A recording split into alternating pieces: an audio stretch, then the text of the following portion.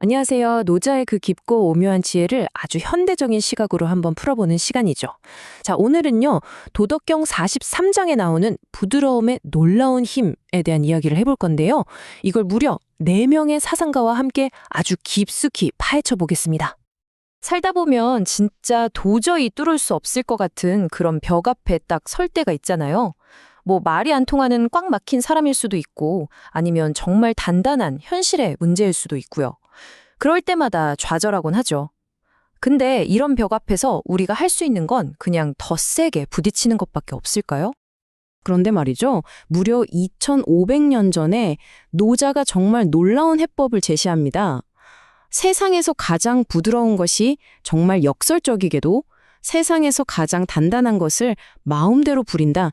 이렇게 말한 거죠. 아니 도대체 이게 어떻게 가능한 이야기일까요?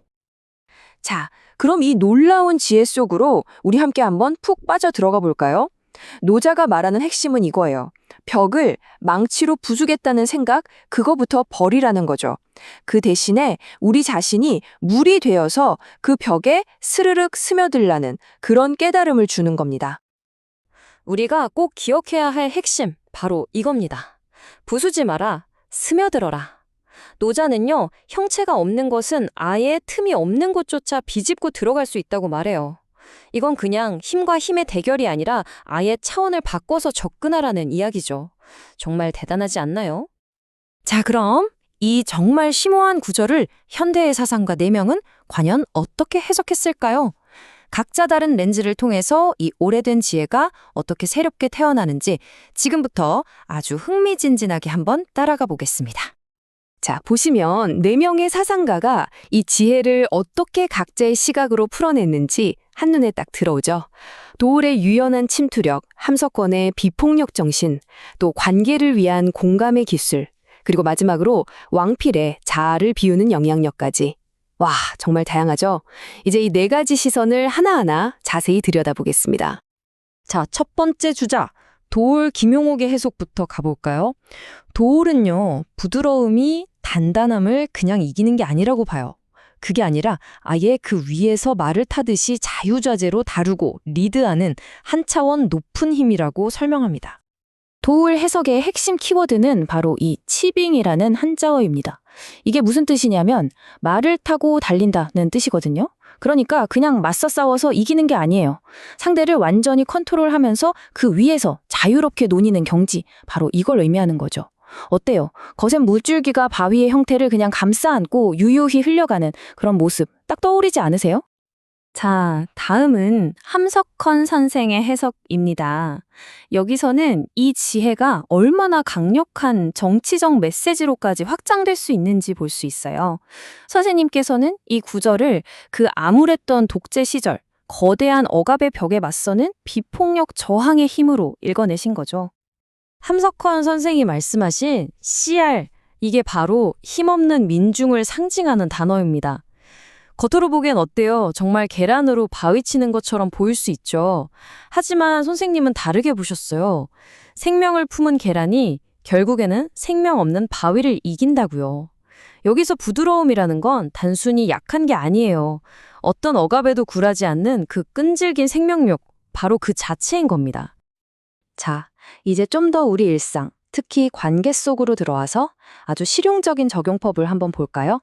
이미지 해석에서는 이 지혜를 꽉 닫힌 상대방의 마음을 여는 아주 구체적인 기술로 설명하고 있습니다. 이게 바로 그 유명한 물방울 전략입니다. 왜 우리가 강한 논리, 그러니까 망치려는 안 될까요? 간단해요. 상대의 벽을 힘으로 부수려고 하면 할수록 상대는 본능적으로 더 높고 단단한 방어벽을 쌓거든요. 그 대신에 공감이라는 물방울로 꾸준히 그리고 아주 부드럽게 스며드는 거죠. 물론 시간이 좀 걸릴 수는 있겠죠. 하지만 이게 굳게 닫힌 마음을 여는 가장 확실한 길일지도 모릅니다. 자, 이제 마지막 주자입니다. 왕필의 아주 날카로운 심리적, 구조적 분석을 살펴볼게요. 왕필은 노자가 말한 형체 없음을 자아 없음, 그러니까 우리 안에 에고가 없는 상태와 연결시킵니다. 와, 이게 이 개념의 진짜 핵심을 꿰뚫는 해석이에요.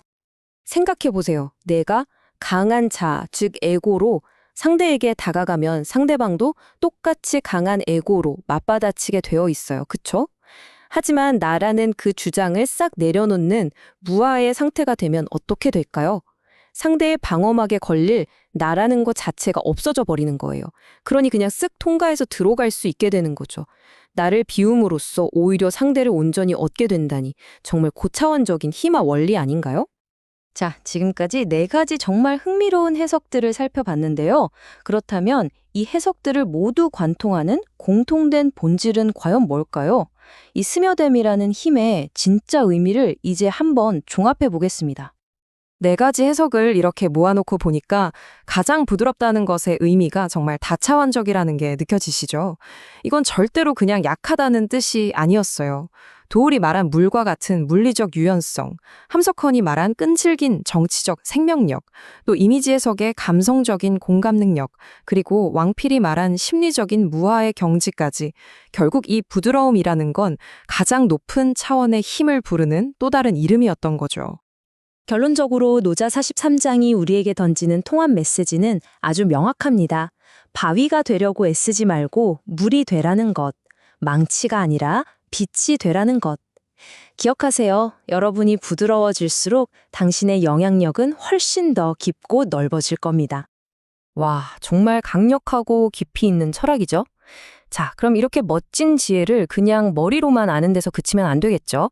이 물과 같은 지혜를 오늘 당장 우리 삶에 어떻게 적용해 볼 수 있을지 아주 구체적인 방법을 지금부터 알려드릴게요. 딱 3가지만 기억하시면 됩니다. 아주 간단해요. 첫째, 뭔가 부딪힐 땐 일단 논쟁부터 하려 하지 말고 먼저 공감해 주세요. 둘째, 말로만 가르치려 들지 말고 행동으로 직접 보여주는 겁니다. 그리고 마지막 셋째, 문제가 딱 막혔을 땐 정면으로 돌파하려고만 하지 말고 물처럼 슬쩍 돌아가는 길을 찾아보는 거예요. 자, 이제 마지막으로 여러분 자신에게 이 질문을 한번 던져보셨으면 좋겠습니다. 오늘, 지금 내 인생에서 가장 단단한 벽은 과연 무엇일까? 그리고 그 벽 앞에서 나는 어떻게 하면 망치가 아닌 물이 될 수 있을지 오늘 하루 한번 깊이 생각해 보시는 건 어떨까요?